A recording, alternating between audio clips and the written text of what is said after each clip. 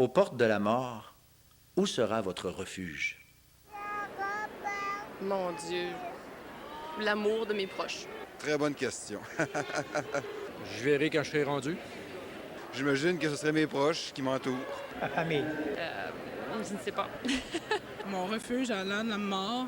Je pense que Je crois pas qu'il y a de refuge. les gens qui m'accompagneront jusque-là, les personnes qui seront près de moi,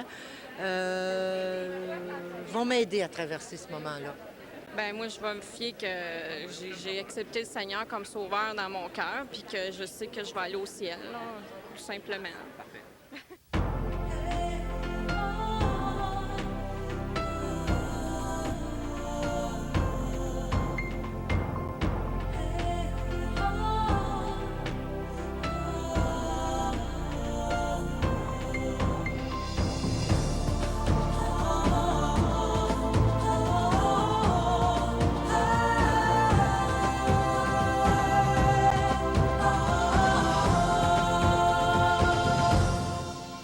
Mesdames, Messieurs, bonjour et re-bienvenue à l'émission L'heure de la bonne nouvelle. Dans le cadre de la série Jésus seul, nous abordons aujourd'hui le thème Jésus seul refuge.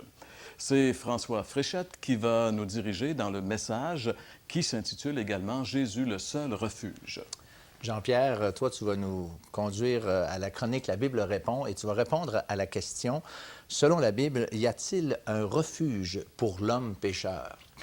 Du côté musical, nous accueillons à nouveau Jacques Whitney qui va interpréter ce chant qui contient un message extraordinaire concernant notre thème « Au pied de la Sainte Croix ».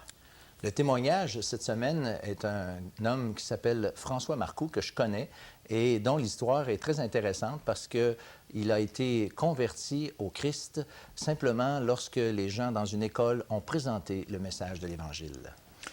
Je suis quand même surpris, François, lorsqu'on revient sur le Vox Pop du début, d'entendre les gens, il me semble, prendre avec une certaine légèreté une question aussi cruciale, aussi grave que celle de la mort, finalement. Oui, c'est vrai.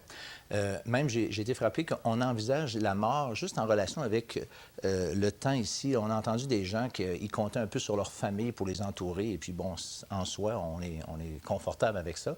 Mais c'est comme si l'au-delà, après la mort, c'est comme si ça, c'était quelque chose qui était comme pas vraiment important.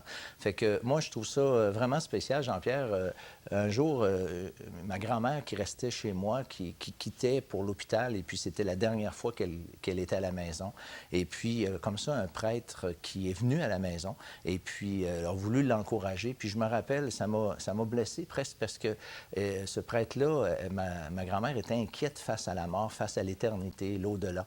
Et puis le prêtre, tout ce qu'il a pu lui dire d'intelligent, là, c'est « ça va bien aller, ça va bien aller ». Et puis, il me semble que quelqu'un qui connaît les Écritures aurait dû dire quelque chose de tellement différent. Il aurait pu lui donner une assurance pour l'éternité.